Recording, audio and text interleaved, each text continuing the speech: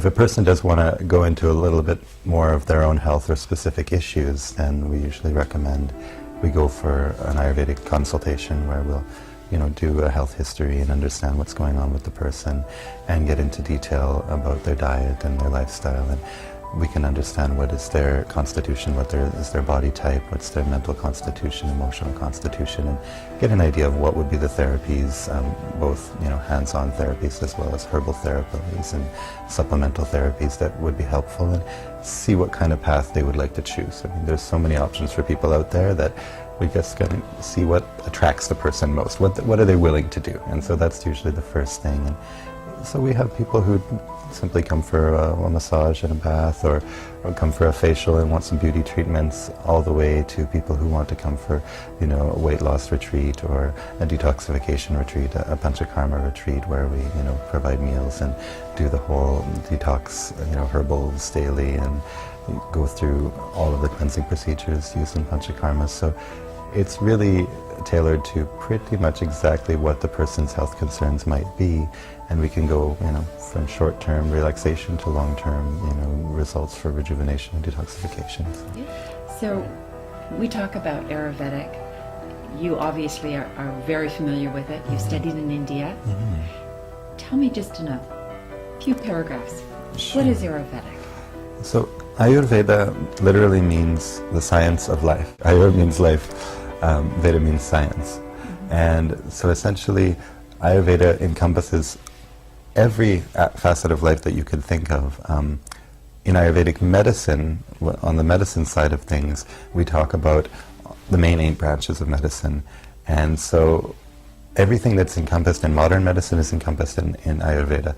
In India, it's practiced as their main system of medicine. 80% of the population uses it, which is a large percentage of the planet's population. Yes. So we know that it's been around for a long time, it's well tested, and it works.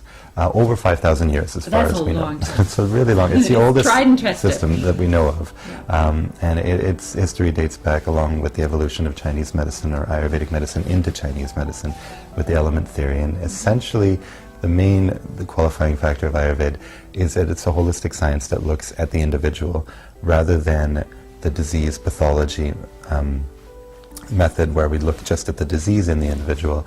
Here we're looking at the entire individual and their individual makeup. So, if a person has a predominance of a certain element, whether it's earth, air, fire, water, or space, depending on what the predominance of the element is, we can get an idea of, is there an increase of that element in a certain area of the body, or is there a decrease, or is there a deficiency?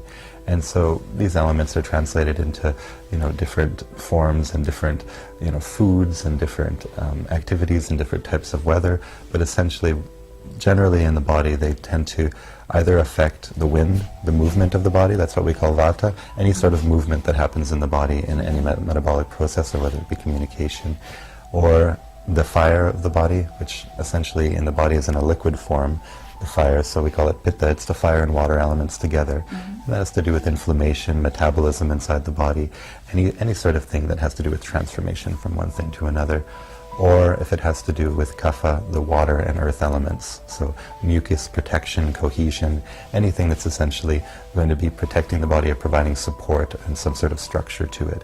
And so from those 3 main factors we can get an idea, okay, what is the predominance of the person's constitution, what are they made up of, what is their natural balance, and then also what elements are out of balance, what are increased and what are decreased, so we can know what foods we can use to counteract that. So we use opposites to, if we have too much fire, we're going to use some cooling methods. If we have too much cold, we're going to do something warm. It's usually pretty straightforward. So each person has their own balance. It's not a general balance that we're all trying to have equal measures of Vata and no. and Kapha. It's not possible. So, whereas I might be like a Vata 2, Pitta 2, Kapha 1, somebody else might be, Kapha 2, Pitta 3, Kapha 4. Are these tests that you do here, are there questions that you can find out? And can you just tell by looking at somebody? Well, we have a variety of different methods of analysis to understand what the person's constitution is, and we have 2 different concepts. One is Prakriti,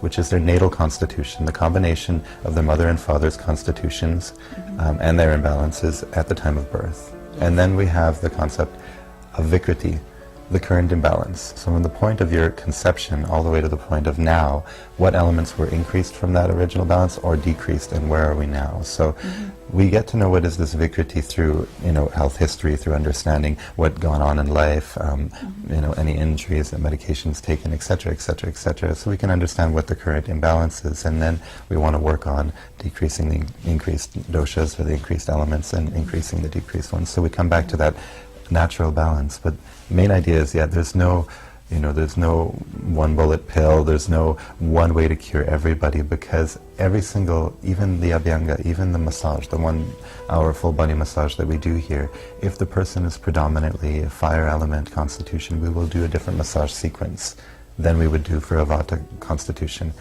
because the energy channels need to be moved in a certain different way. So we look into the nadis, we look into the energy channels of the body as well as the physical channels, the shrotas, and understand, okay, well, if they tend to have, say, an accumulation of mucus and they're more of a kapha body type, then we want to bring all of that excess mucus back to the lymphatic system and into the digestive tract. So the massage is going to be towards the digestive tract. Whereas if they're more vata and more wind and they're all over the place and scattered, we're not going to massage up to the head. We're going to massage from the head down towards the feet, kind of away and with the hair grain. So everything is really geared towards that specific constitutional. This is truly a healing art. It's true.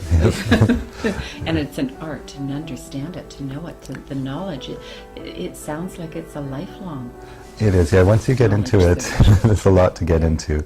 But, it is very simple at the same time. A person can go into it and just pick a couple of things, just learn, okay, a teaspoon of ginger and some hot water is going to help my digestion, and a couple of things, and they can bring home, and it's kitchen medicine as well. So it doesn't take everybody to learn everything.